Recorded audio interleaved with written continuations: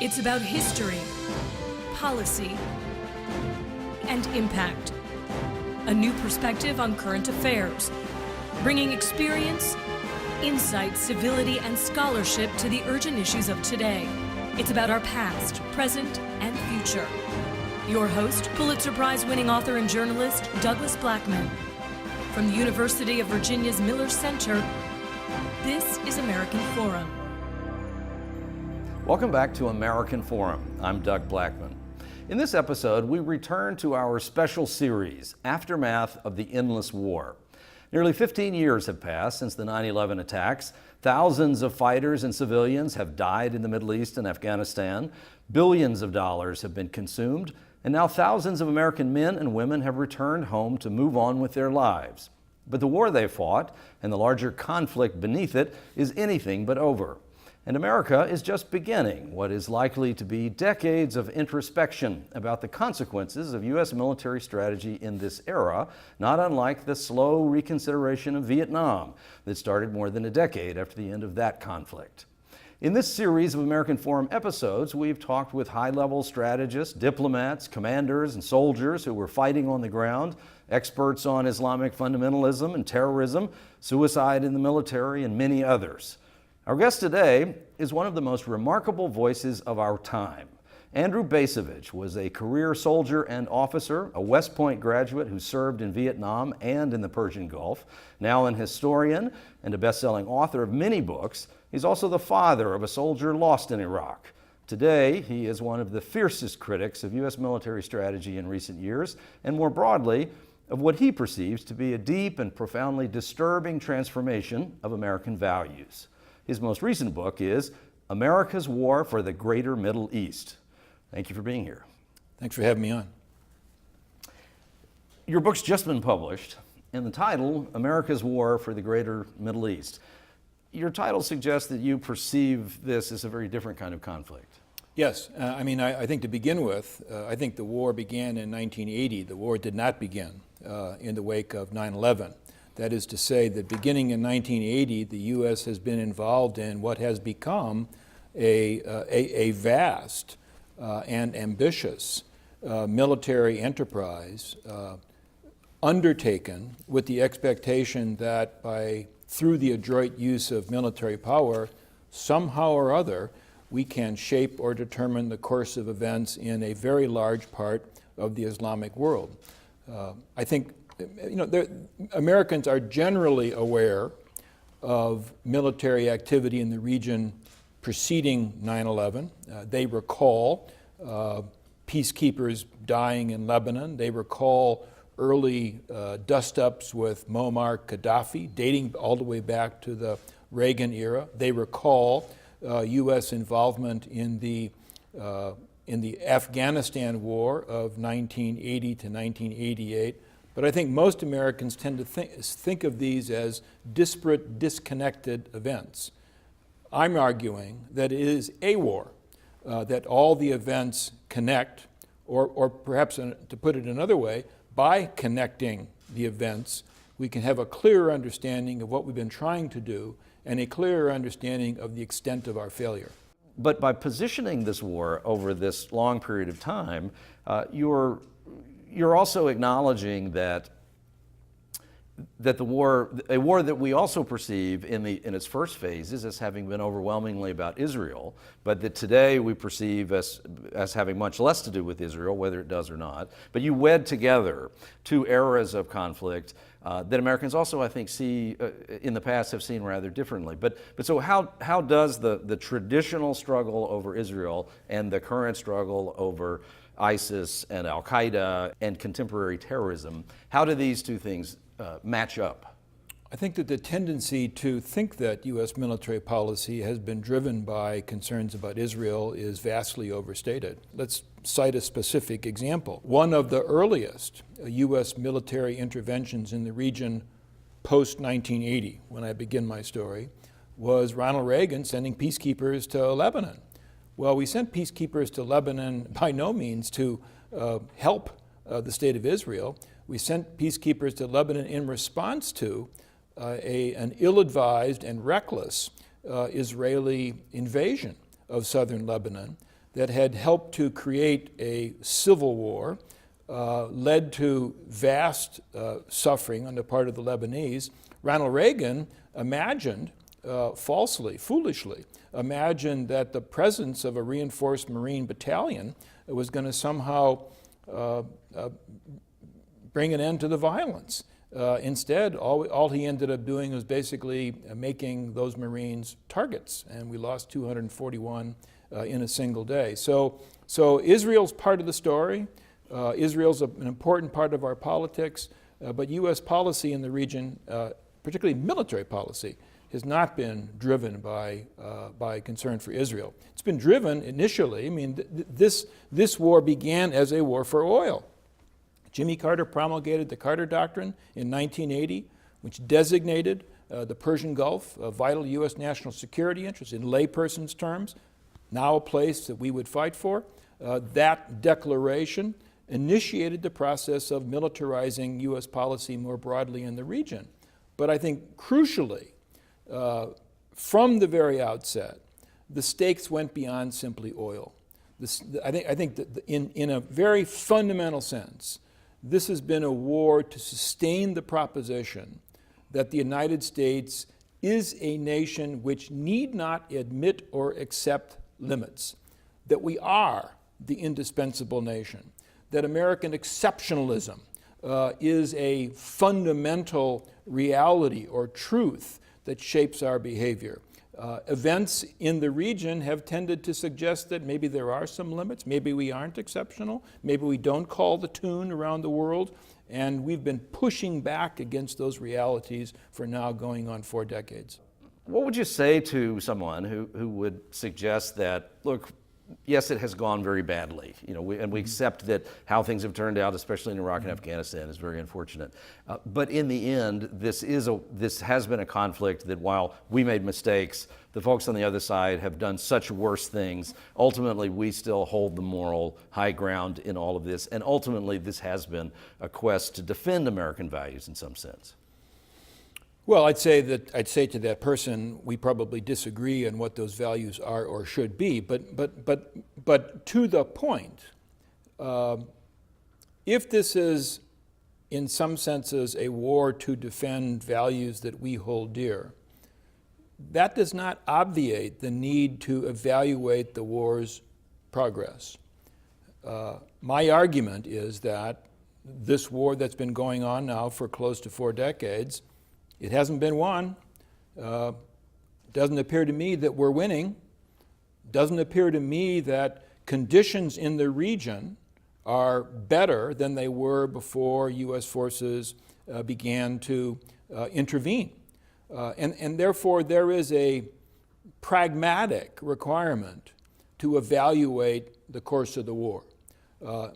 Is it that if we just try a little bit harder, we're going to get different results?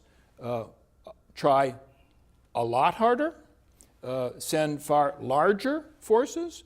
Then let's talk about that. My own judgment is that trying harder is not the answer, and that recognizing the failure of America's war in the greater Middle East is a precondition to having a serious policy debate over what the alternatives to open-ended war might be. One of the things that I think is so regrettable about the current political climate, and in particular the state of the discourse in the ongoing presidential campaign, is that there is a remarkable absence of willingness to consider possible alternatives. There's no discussion of that. On the contrary, most of the candidates are insistent that if we just bear down on ISIS, defining the problem simply as ISIS, if we bear down on ISIS, that somehow or other that's going to solve the problem. And I think there's no evidence in history to suggest that. While it makes sense to me that we connect together all of these separate conflicts, but does that mean that the whole question over was President Bush in error to have launched the invasion of Iraq, does this absolve him to some degree of the gravity of that decision, since as you're positing, this was a continuation of a much longer war? Or is it essentially that each of these presidents bears a similar sort of weight of having restarted or extended the conflict? Well, I mean, George W. Bush's decision to invade Iraq in 2003 was, in a sense, uniquely reckless. And he deserves to be indicted by history for that decision. But that said, I believe that the continuities between one administration to the next with regard to the prosecution of this war are actually more important than the discontinuities. It is absolutely true that from one administration to the next, priorities shift, the techniques change. George W. Bush believed invade, occupy, transform. That's what he attempted to do, particularly in Iraq. Barack Obama doesn't believe in invading and occupying countries. He's learned from Bush's failures that that's a lousy approach, but Barack Obama has now placed greater emphasis on the use of drones as instruments of assassination, a greater emphasis on using special operations forces, once again waging war through proxies by using U.S. forces as trainers and advisors. So it's important, it's interesting to acknowledge that the Obama approach differs from the George W. Bush approach, but I think it's more important and indeed more interesting to note that Barack Obama has continued the war for the greater Middle East that he inherited from George W. Bush and that George W. Bush had inherited from Bill Clinton and so on. How then does a president escape the trap that has been put in place by this long sequence of prior presidents? Well, I mean, the fact that the war drags on despite the absence of success, I think, is one indication of the fact that presidents, this person that we refer to as the most powerful man in the world, may well be most powerful woman, the continuities suggest that that power is actually quite limited. The presidents are a prisoner of circumstance. Some of the circumstances relate to domestic politics. Other circumstances relate to the world beyond America's borders, which is not nearly as plastic as some presidents and many commentators seem to assume. Think about the range of methods that we have employed, relying on shock and awe, invade and occupy, counterinsurgency, counterterrorism, humanitarian intervention, peacekeeping, on and on. An enormous range of experimentation, all driven by the expectation that somehow or other the adroit use of American military power is going to fix things.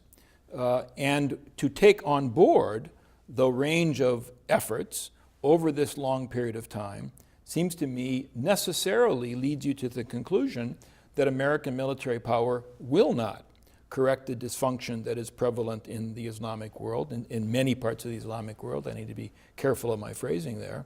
And that therefore the war for the greater Middle East is an act of folly. In the period of the Cold War, there was obviously a kind of discipline that the Cold War itself and the existential threat of the nature of it imposed on the way that, on the kinds of conflicts that the United States might decide to engage in. It also, I would venture, had a kind of disciplining effect on the politics of America, that the stakes were obviously so high that it was difficult for people to be completely dismissive of a president of whatever party or the importance of that position in these decisions. Let's think about the role of American military power during the Cold War. It was not primarily an instrument to be employed to bring about change in the adversary's camp. We never invaded Poland in order to liberate Poland from Soviet occupation. The principal role of American military power was to contain and to deter and to defend. Now, we made some humongous mistakes, not least of all the Vietnam War, but by and large, military power was an instrument to be husbanded, to be held in abeyance. That changed with the end of the Cold War.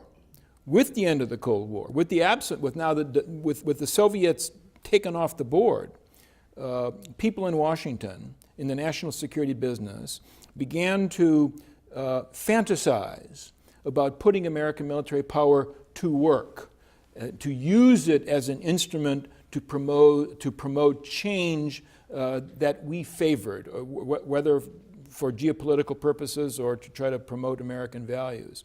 And the greater Middle East has been the venue for this experiment, using force to bring about change. And as I put the narrative together, it's pretty clear rather, that we haven't produced the kind of change that we wanted. And indeed, and I think this is an important point to acknowledge, in many respects we've made things worse. ISIS would not exist today were it not for the fact that the United States invaded Iraq back in 2003. So I intend this to be a history book, but it is a history book that has policy implications.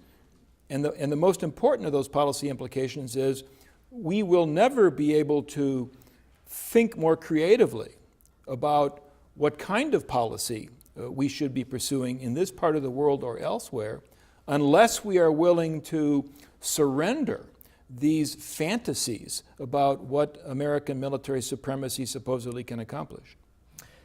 And so where would that leave us if another 9/11 or something much worse than 9/11 were to occur today? Why did 9/11 happen? How did it happen that 19 thugs with box cutters were able to inflict that amount of damage to our country?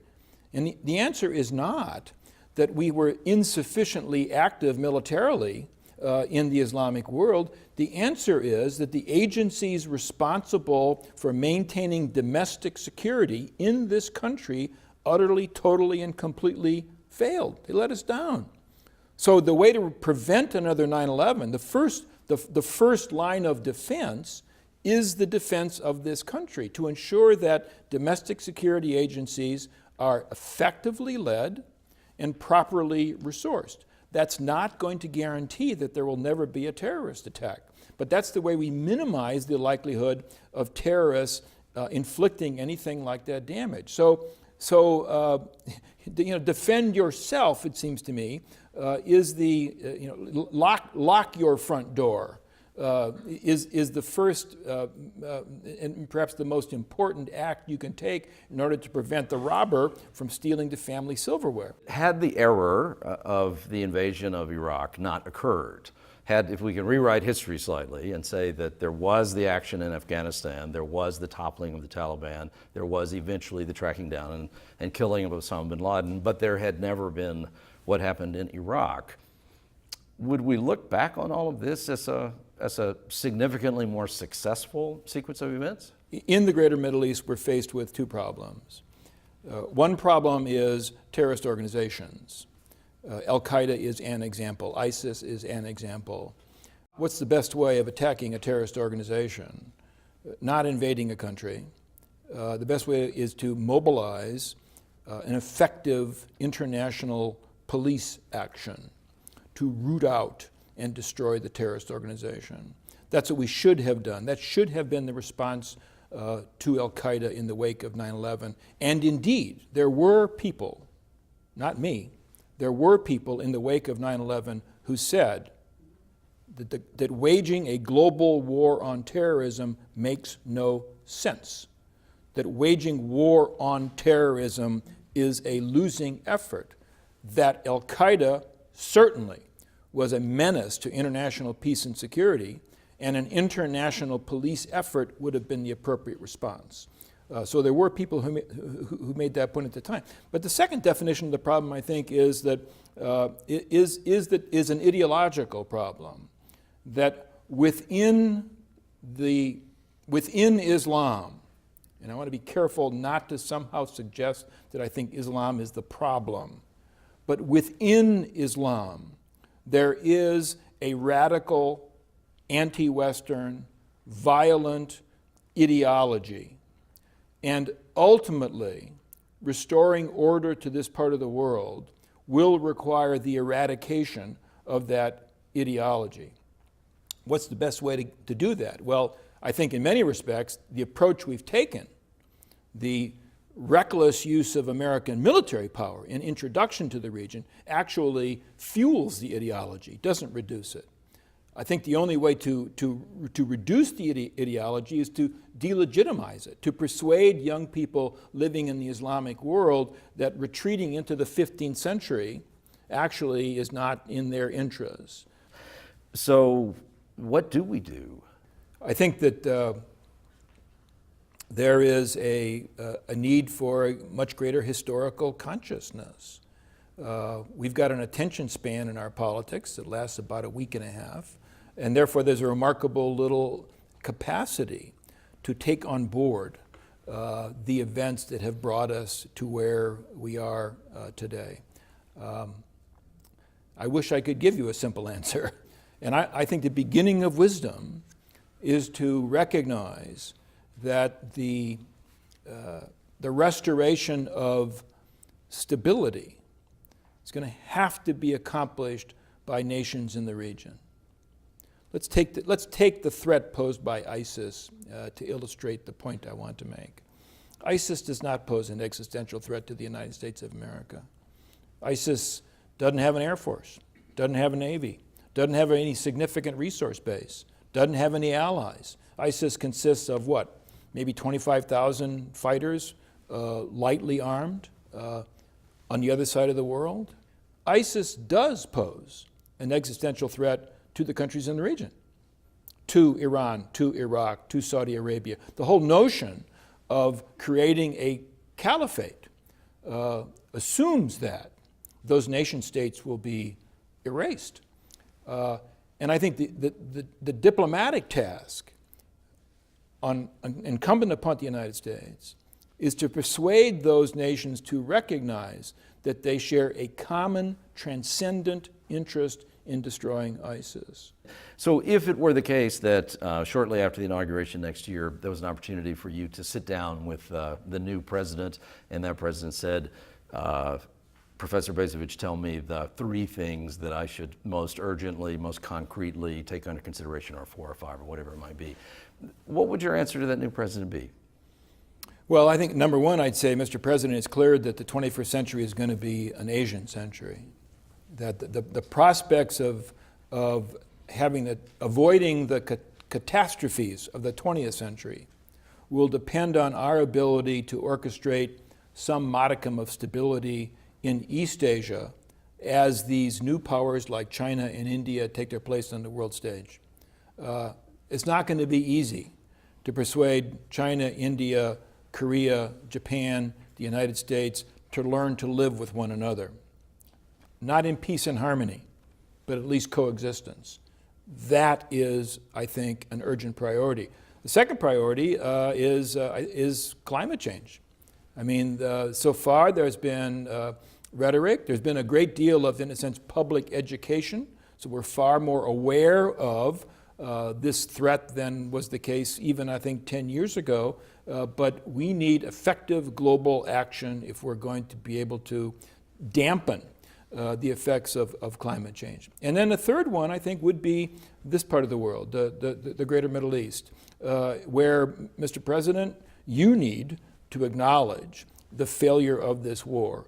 Only if you're willing to acknowledge this military failure, then is it going to be possible for you to begin a dialogue about alternative courses of action that might actually produce more positive results than everything that we've done up to this point. Is an acknowledgement of failure, specifically at war, something of the scale of this war, is an acknowledgement of a failure at something like that something that the American spirit can bear? Is that something we're capable of? Well, I think so. I mean, ultimately, I think there are some holdouts, but ultimately, I think that we acknowledge that the Vietnam War was a failure and a mistake, something we should never have initiated in the first place. I'm not positive that having acknowledged that failure, that we necessarily learned all the right lessons, but we've acknowledged failures before, and if nothing else, I think it can have sort of a cleansing effect on our spirit. Well, yours is a clarion voice, not one that everyone can comfortably bear or agree with, but gosh, if only more voices like yours had been heard and listened to at a little earlier date in time. But thank you very much for being here. Thank you. The book is America's War for the Greater Middle East.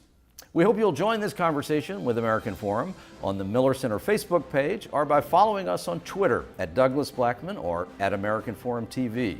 To send us a comment, watch other episodes, download podcasts, get a transcript, or to read more about fresh approaches to the next president's first year in office, visit us at millercenter.org, American Forum. I'm Doug Blackman. See you next week.